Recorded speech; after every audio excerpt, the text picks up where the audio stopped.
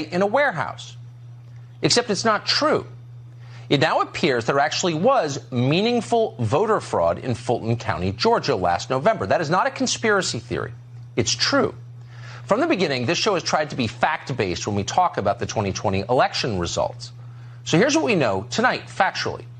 At least 36 batches of mail-in ballots from the November election were double counted in Fulton County. That's a total of more than 4,000 votes.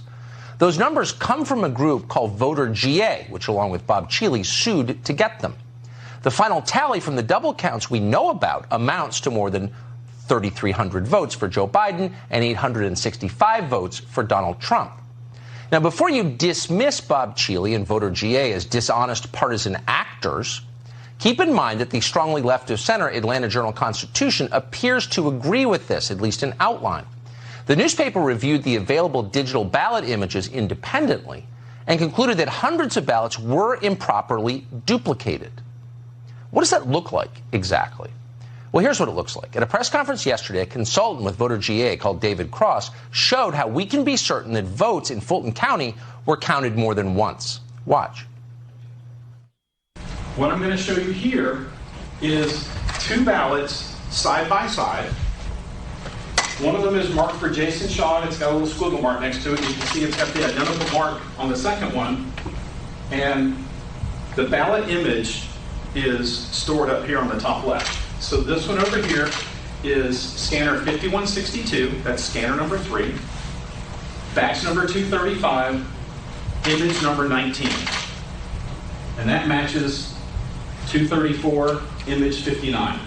So you have the same ballot counted twice in the images and counted in the audit. How that's possible, I don't know. How's that possible? I don't know.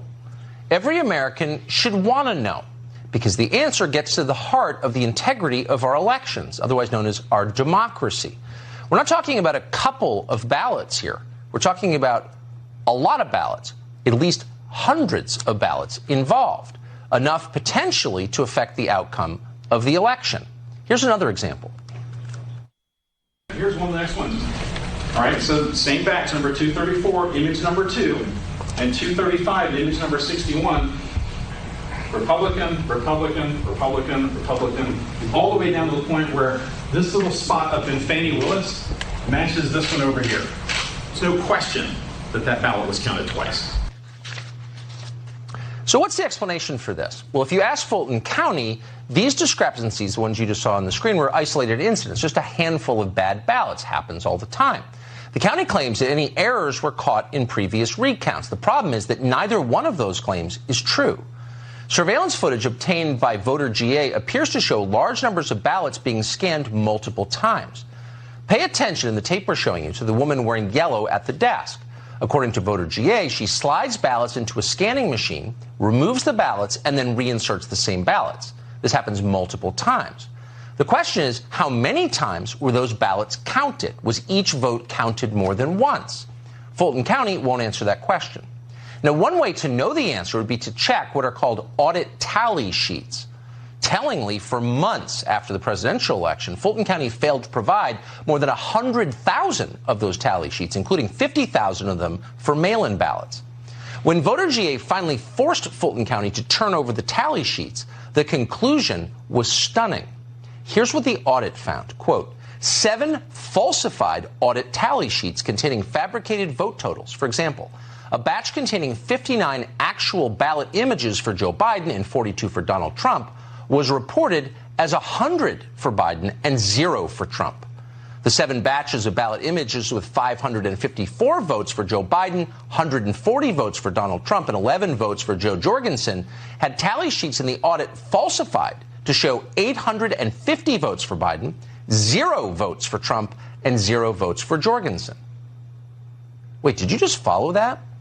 How is that not flat-out criminal fraud? We'd love to know, because it certainly sounds like flat-out criminal fraud.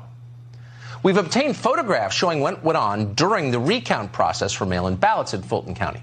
These pictures were taken by a whistleblower who participated in the recount. She said she noticed something odd as she did. None of the ballots that she saw had any creases on them. You can see the stacks of unfolded ballots on your screen now. That's strange because, of course, mail-in ballots need to be bent in order to be mailed in. These ballots clearly had never been inside an envelope. And then the whistleblower noticed something else. All of the ballots, the whistleblower tells us, have been filled out by a printer, not by hand. And many of them supported the exact same candidates, Democrats, including Joe Biden. VoterGA detected a series of other apparent irregularities in the recount. The group's audit found, for example, that, quote, over 200 Fulton County mail-in ballot images contained votes that were not included in the hand count audit results for the November election. Now, why is that? We don't know. Keep in mind, once again, the results in the state of Georgia were decided by fewer than 13,000 votes. It was a close race. Every vote mattered. And then there's this. An elections expert called Mark Davis analyzed data from the post office. He found that nearly 35,000 Georgia voters moved out of their county of residence more than a month prior to Election Day. They were ineligible to vote, and yet they did. They still voted in their old county. That is illegal. It's not a small thing. Violating election law is something we should care about. And by law, their votes should have been excluded from the total. But they were not excluded. Why are we okay with that?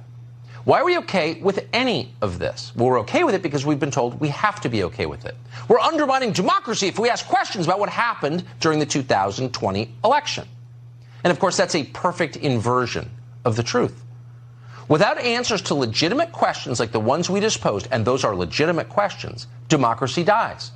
People begin to understand that the system they've been told is on the level is in fact rigged. And when they believe that, God knows what they do next. So let's find out what actually happened. Let's find out immediately. Let's find out without shame. It's our right to know. It's our responsibility to know. Jon Voight is one of the best-known actors in the world. We talk